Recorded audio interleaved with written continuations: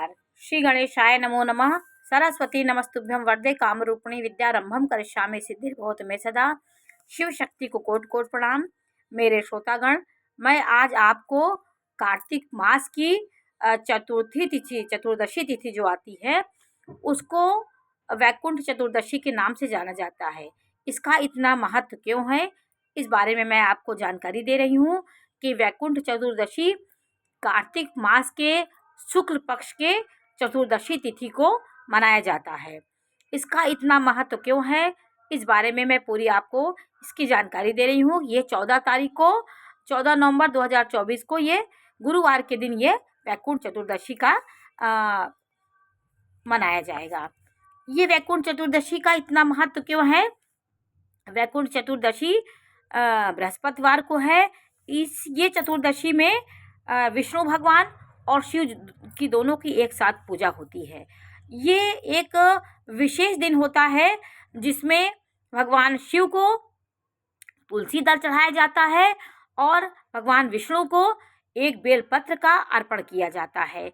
ये उल्टा हो जाता है इसमें, क्योंकि जब योग निद्रा में सोते हैं चतुर्मास में आषाढ़ में, जब ये आषाढ़ कृष्ण की शुक्ल पक्ष की तिथि में जब ये शयन करते हैं तो ये तिथि इतनी महत्वपूर्ण है कि जब ये 4 मास के लिए योग निद्रा में सोते हैं तो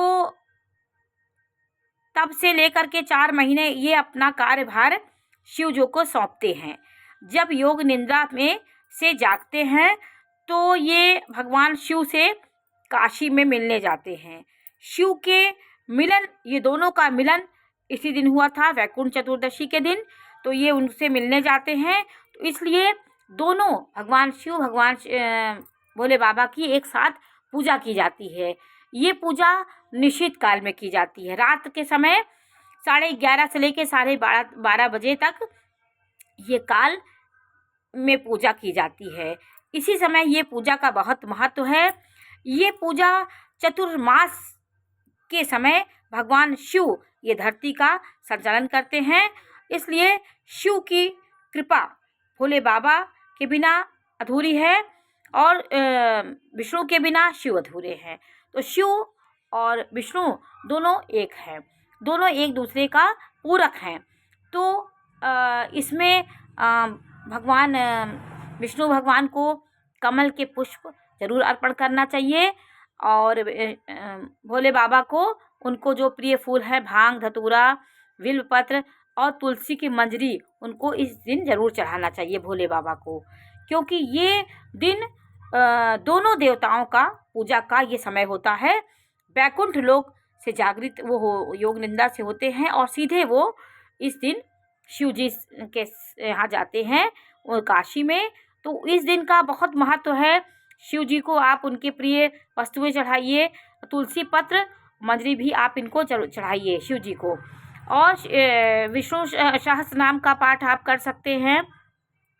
आप अपनी क्षमता के अनुसार, जैसे आप कहीं गए हों, आप कार्तिक में दीपक नहीं जला पाए हों, जो दीपक आपका अधूरा रह गया हो उसे आप पूरा जला सकते हैं। 365 दिए जला से, यदि कार्तिक भर आप नहीं जला पाए हैं तो आप 365 दिन उस पूरा दीपावली वैकुंठ चतुर्दशी के दिन मना लीजिए।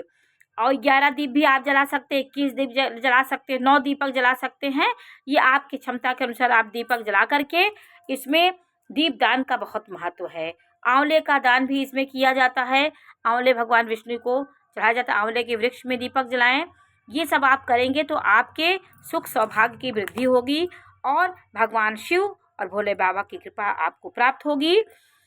यदि आपको कोई आपकी बहुत बड़ी कामना है वो पूरी नहीं हो पा रही है तो इस दिन आपको भगवान विष्णु के सामने कमल के 1000 यदि पुष्प आपको मिल जाए, आपकी क्षमता के अनुसार, आप बहुत आपके पास मिल जाता है तो ठीक है, नहीं तो 1, 2, 3 जो भी आपके पास कमल पुष्प है उनको चढ़ा करके अपनी मनोकामना विष्णु भगवान से कह के, ये दिन वैकुंठ चतुर्दशी के बहुत महत्वपूर्ण है। कार्तिक का ये दिन बहुत पावन होता है, बहुत महत्वपूर्ण होता है। इसमें दोनों देवताओं की कृपा आपके ऊपर बरसेगी। तो शास्त्रों में इसका वर्णन किया गया है। इस दिन भोले बाबा को तुलसी दल, मंजरी चढ़ाया जाता है और विष्णु भगवान को बिल्व पत्र चढ़ाया जाता है। इसलिए इसका आज ही के दिन ऐसा है, और कोई भी दिन ऐसा शिव जी को बिल्व पत्र नहीं चढ़ाया जाता, तुलसी दल नहीं चढ़ाया जाता है। यही दिन ऐसा है कि ये तिथि का महत्व है कि इस दिन उनको तुलसी दल अर्पित की जाती है। तो आज मैंने आपको वैकुंठ चतुर्दशी के महत्व के बारे में जानकारी दी है। जानकारी आपको कैसी लगी अवश्य बताइए। चैनल को लाइक करिए, सब्सक्राइब करिए। मैं इसी प्रकार की जानकारी देती रहूँगी। नमस्कार।